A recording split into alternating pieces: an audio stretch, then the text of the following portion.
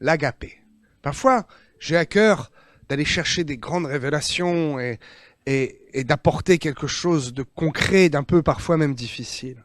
Mais ce matin, j'ai dit, ok, nous allons rester dans la simplicité, mais vous allez voir qu'il y a quand même quelque chose à saisir, et probablement, certainement, quelque chose que je pense vous n'avez jamais entendu.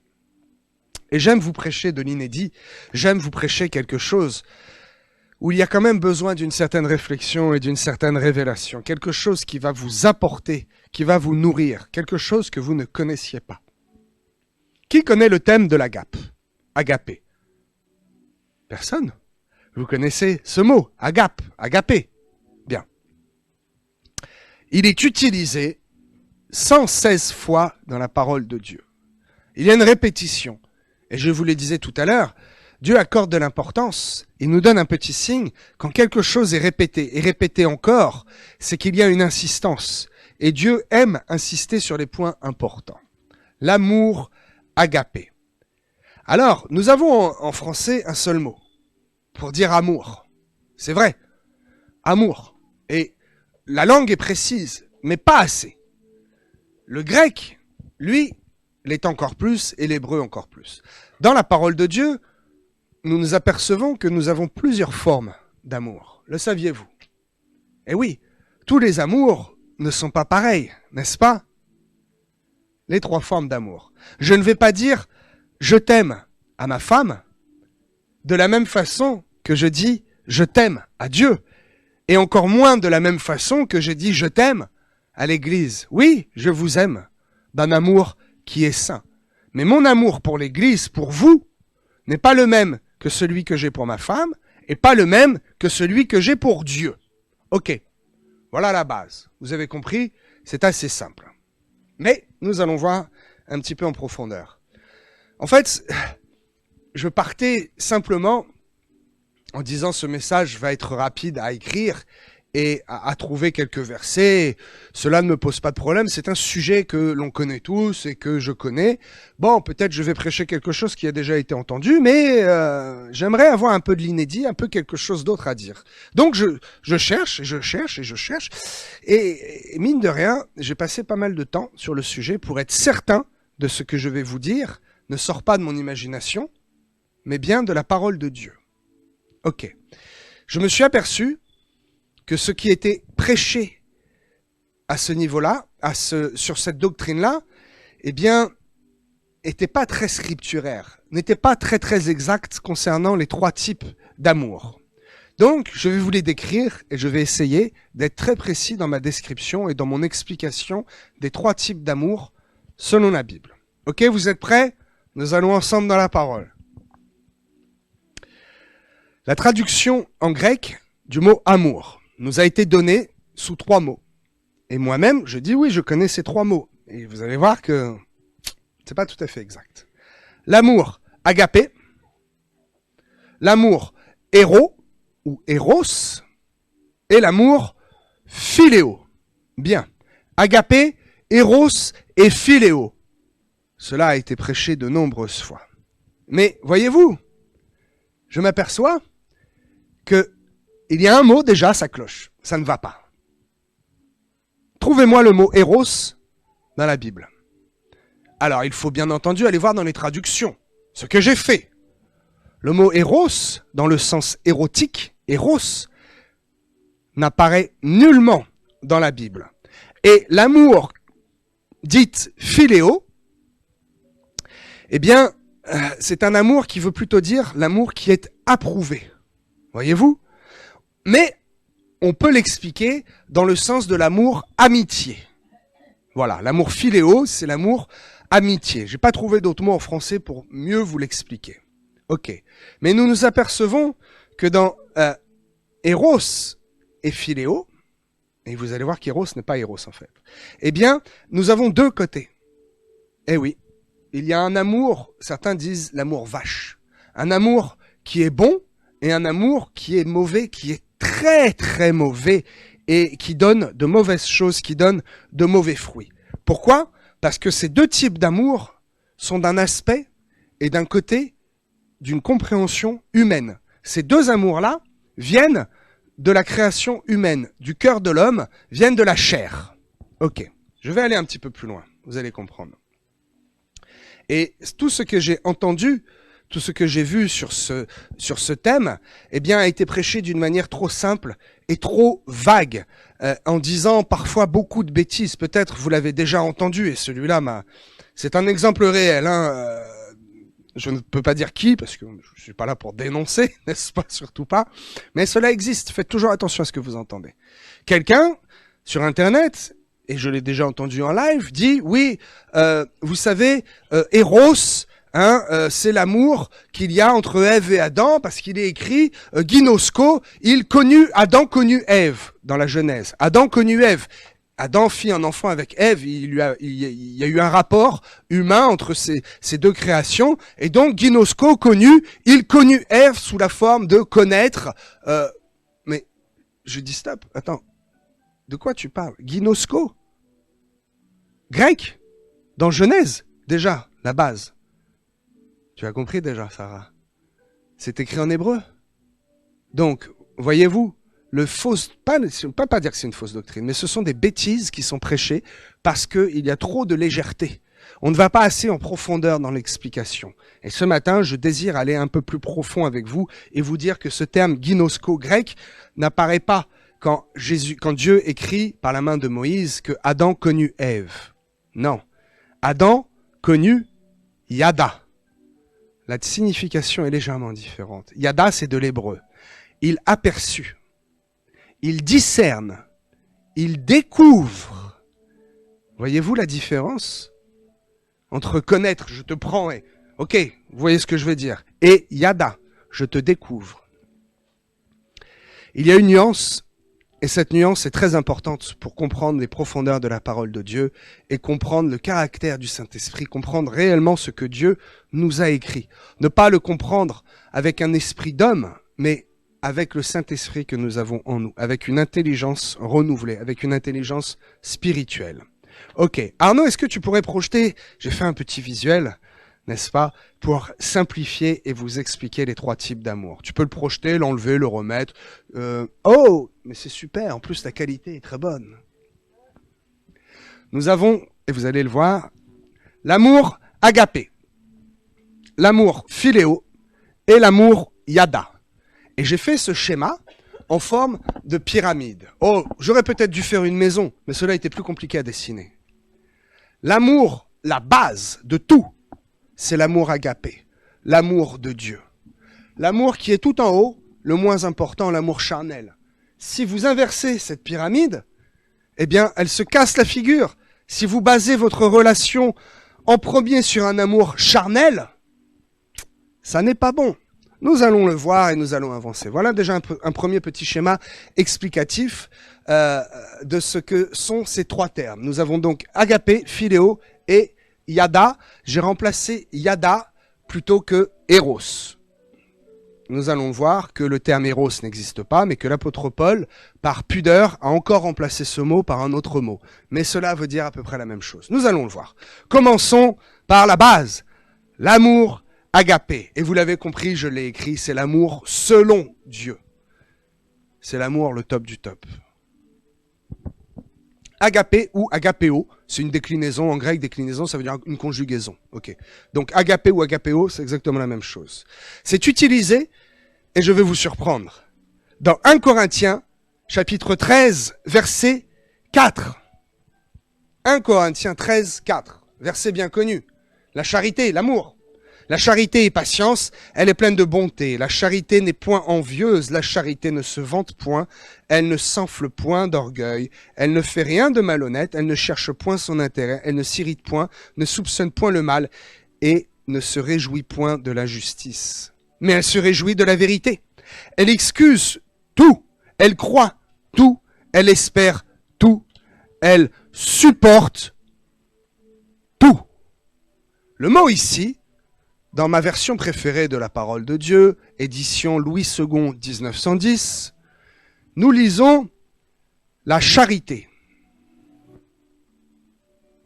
Il faut lire l'amour. Le mot charité en grec est agapé. l'auteur ici, Paul, a utilisé le mot agapé. L'agapé est patiente, elle est pleine de bonté, etc. Vous comprenez peut-être ce verset maintenant beaucoup mieux, avec une profondeur plus grande et une exactitude, une précision.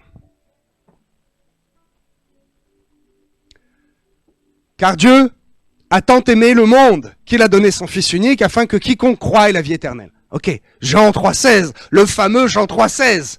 Dieu a tant aimé, Dieu a tant agapé le monde qu'il a donné son Fils unique, Jésus. Ok, allons plus loin. L'autre fameux Jean 13, 40, 44, 34. Jean 13, 34. Aimez-vous les uns les autres. Voici, je vous donne un commandement nouveau. Aimez-vous les uns les autres. Non pas yada ou philéo. Agapez-vous les uns les autres. Aimez-vous de l'amour dont moi je vous aime. De cet amour, de ce type d'amour-là. Ok. Romains 5, 8. Mais Dieu prouve son amour agapé envers nous, en ce que, lorsque nous étions encore des pécheurs, Christ est mort pour nous. Voilà la définition, et voilà comment Dieu le prouve. Mais Dieu prouve son amour. Oui, il a fallu qu'il le prouve, parce que nous sommes faits de chair et d'os, et nous avons besoin parfois de preuves. Cette preuve d'il y a 2000 ans est encore vivante aujourd'hui. Voilà, ça c'est l'amour à l'image de Dieu. Ça c'est un amour qui est saint et qui ne trompe pas.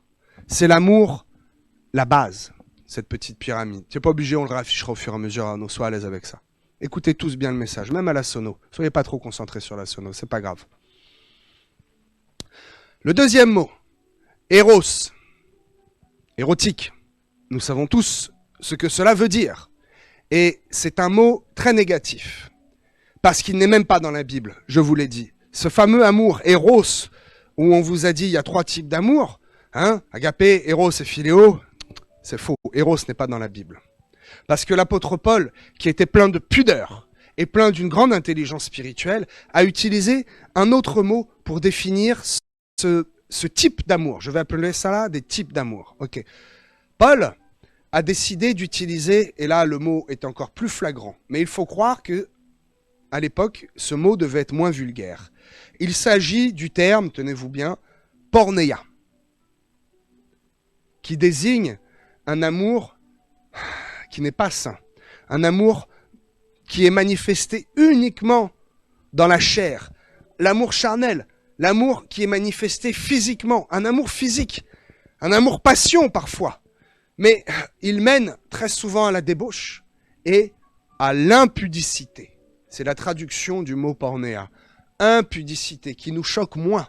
Voyez-vous, l'impudicité, bon, c'est un mot qui choque moins. Si on vous l'avait dit pornéa, ouf, tout de suite vous auriez été repris, vous auriez peut-être mieux compris ce terme d'impudicité et tous les versets qui traitent d'impudicité. 1 Corinthiens, chapitre 5, verset 1. On entend dire, généralement parmi vous, qu'il y a de l'impudicité, et une impudicité telle qu'elle ne se rencontre même pas chez les païens. C'est au point que l'un de vous a la femme de son père. Voilà ce type d'amour, voilà ce que cela donne. Et je le dis souvent, quand Paul s'adresse à l'église de Corinthe, dans 1 Corinthiens, un peu moins dans 2 Corinthiens, mais il s'adresse à une église qui est faible, à des chrétiens qui sont nouveaux et qui ont des traditions très bizarres, très dures. Et ils honorent encore d'autres dieux, ils font des choses bizarres. Et Paul a besoin de rectifier cela, de mettre des limites et de leur donner une bonne doctrine. 1 Corinthiens 7, verset 2. Toutefois, pour éviter l'impudicité, que chacun ait sa femme, et chaque femme son mari. Il s'agit ici, vous l'avez compris, d'un amour inique, d'un amour qui n'est pas saint et qui ne glorifie pas Dieu. Mais dans cet amour, qui est de la chair, qui est humain, il y a 2 façon de le décliner. Un bon côté et un mauvais côté. Oui, l'amour entre un homme et une femme qui donne un enfant n'est pas mauvais, mais il ne rend pas gloire à Dieu. Mais cet amour n'est pas pornéia. Cet amour est, en hébreu, yada. cet amour est bon. Il y a un bon côté. Parce que cet amour donne du fruit. Cet amour construit le couple. L'homme et la femme ensemble se présentent devant Dieu et ils s'aiment d'un amour saint, d'un amour yada. Adam connut Ève. Adam découvrit Ève. N'est-ce pas beaucoup plus romantique, beaucoup plus soft, beaucoup plus sain, cet amour yada. Donc, il y a d'un côté Eros, Porneia et Yada. Pourquoi ? Parce que l'humain a un bon côté et un mauvais côté. Et c'est à nous de faire le bon choix, de choisir et de diriger notre vie, nos actions, nos paroles et nos actes pour orienter plutôt du bon côté. Ok. Porneia, le mauvais côté, Yada, le bon côté. Et vous allez voir que Agape, il n'y a qu'un seul bon côté. Il n'y a pas d'erreur. C'est un amour ineffable et un amour qui est saint parce qu'il n'a que le bon côté. Pourquoi ? Parce que l'amour agapé, c'est l'amour de Dieu. Ok, redescendons d'un cran dans la pyramide et allons voir ce terme de philéo, philéa, philia. Je vous dis ça parce que si quelques-uns, je sais qu'il y en a quelques-uns qui sont très intéressés par le grec, ne soyez pas confus, c'est encore une déclinaison, c'est une conjugaison. Donc on va rester sur le terme philéo. Mais ces trois mots, c'est exactement la même chose, croyez-moi, j'ai été vérifié. Signifie amour avec l'aspect amitié. Mais encore une fois, cela vient du cœur de l'homme. Et il y a des amitiés qui sont bonnes, mais il y a des amitiés qui sont mauvaises et qui sont néfastes. Souvenez-vous de ce message sur les fréquentations. Oui, j'ai une saine amitié. Oui, mais toi, mais l'autre, est-ce qu'il ne t'a pas déjà fait du mal ? Nous allons voir cela rapidement. Luc 22, verset 47. Et j'aime vous surprendre. Quand Judas s'approche de Jésus, il fait un acte. Il va pour l'embrasser, lui faire un saint baiser. Ce n'est pas embrasser, ce n'est pas écrit un saint baiser. C'est écrit philéo. Il démontre son amitié. C'est un geste qui démontre l'amitié. Mais Judas n'avait pas une saine amitié envers Jésus, il l'a dénoncé. Judas avait une amitié mauvaise, philéo, mais d'un mauvais côté. Philéo parce que de la chair qui n'a pas été crucifiée, de la chair mauvaise qui n'est capable de produire que de mauvaises choses. Jean 11, verset 3. Cet homme appelé Lazare, avec ses deux sœurs. Vous connaissez l'histoire, je prêchais dessus encore il n'y a pas longtemps. Il est écrit, « Voici celui que tu aimes est malade, voici celui que tu aimes. » Que tu aimes, non pas Yada, non pas Agapé, celui que tu aimes, Philéo, ton ami. Eh, Jésus voulait du bien à Lazare, il l'a même ressuscité, n'est-ce pas? Donc ici, nous avons un exemple de bonne et de mauvaise amitié. David et Jonathan étaient de très bons amis. Ils manifestaient l'amour philéo entre eux, entre potes, mais des vrais amis, vraiment. À tel point que Jonathan a même mis son père Saül de côté. Il a donné tous les indices, tous les petits trucs pour que David esquive et qu'il ne se fasse pas attraper et qu'il puisse arriver à la royauté. Voilà un amour qui est saint. Mais l'amitié qu'il y avait entre Jésus et Judas n'était pas une amitié qui était saine, n'était pas un bon philéo. Voilà encore un exemple d'un même sentiment qui peut être décliné de deux façons. Bonne, mais encore plus mauvaise. Voilà la définition de ces trois termes que nous appelons simplement en français amour. En anglais, on dirait love. Ok, l'amour croit tout, l'amour excuse tout. Quel type d'amour? L'amour yada? Ou l'amour philéo? Ou l'amour agapé? L'amour excuse tout. Tu as beau avoir le meilleur pote du monde. S'il te trahit, cela va être compliqué de tout excuser et de l'aimer complètement. Comme ce verset de Corinthiens 13. La charité excuse tout, elle aime tout, elle admet tout. La seule charité qui admet tout, c'est la charité agapée. C'est l'amour agapé. Yada, pornéa, bon, mauvais. Philéo, bon, mauvais. Tous les deux ont ces deux aspects. Il n'y a que l'amour, tu peux remettre le schéma Arnaud, il n'y a que l'amour agapé qui vous garantit de ne pas être confus. Il n'y a que l'amour agapé qui est une vraie base. Voyez-vous, si toutes vos relations, vous les basez d'abord sur un amour de type agapé, vous avez la réussite à 100%. Pourquoi? Parce que c'est la façon dont Dieu a de nous aimer. Et je vais vous terminer là-dessus. Vous allez voir que Dieu, dans sa bonté, pour bien nous expliquer et nous démontrer son amour, nous l'a démontré sous 3 manières. Tenez-vous bien, c'est une punchline. Dieu, le Père, lui, nous aime d'un amour complètement accompli, d'un amour agapé, je l'ai dit. Dieu le Fils, Jésus, a démontré non pas seulement un amour agapé, mais il a démontré un amour humain du bon côté, l'amour philéo. Pourquoi? Parce que oui, Jésus n'est-il pas appelé mon ami? Jésus est ton ami. Il n'est pas ton pote, il est ton ami. Waouh! Et le Saint-Esprit dans tout ça? Quel type d'amour? Qui te connaît mieux que le Saint-Esprit?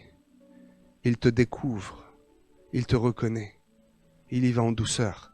Le Saint-Esprit t'aime de cet amour yada, parce qu'il te connaît en profondeur et en douceur. L'amour agapé va encore beaucoup plus loin, vous l'avez compris. Il est décliné sous 3 formes, mais nous n'avons pas accès à ces 2 autres formes, parce que malheureusement nous sommes encore dans un corps de chair, et quand nous manifestons l'amour philéo, nous prenons un risque avec notre copain de se brouiller, avec notre ami de se brouiller. C'est possible. Lorsque nous prenons l'amour yada, eh bien il y a un côté dans lequel il est facile de tomber, pornéa, qui n'est pas bon du tout. Les hommes ont dit éros. Bon, vous l'avez compris, c'est pas tout à fait le mot, mais la définition se rapproche. Et donc, c'est pas top. Par contre, lorsque je manifeste l'amour agapé, il n'y a aucun risque. On ne peut pas tomber du mauvais côté. On ne peut pas manifester l'amour agapé d'une mauvaise manière. Et vous l'avez compris dans ce court message, Dieu désire que c'est ce type d'amour que nous manifestions. L'amour agapé. Entre nous, exercer le même amour que lui nous donne, le même amour que lui a envers nous, en étant patient, plein de bonté, pas envieux, sans aucune vantardise, et encore moins d'orgueil, puisque vous savez que c'est l'orgueil qui a fait chuter son ange qui était à droite. Ne soyons pas envieux, ne soyons pas pleins d'orgueil. Et dans ce verset, qui est un verset clé de la Bible, aimez-vous les uns les autres, c'est aimez-vous d'un amour agapé, d'un amour selon l'amour de Dieu, je le répète, un amour qui ne trompe pas, un amour qui ne va pas vous emmener sur des voies bizarres et des voies de perdition. Non, un amour qui est saint, parce que Dieu lui-même est saint. Amen, amen, soyez bénis mes amis, amen.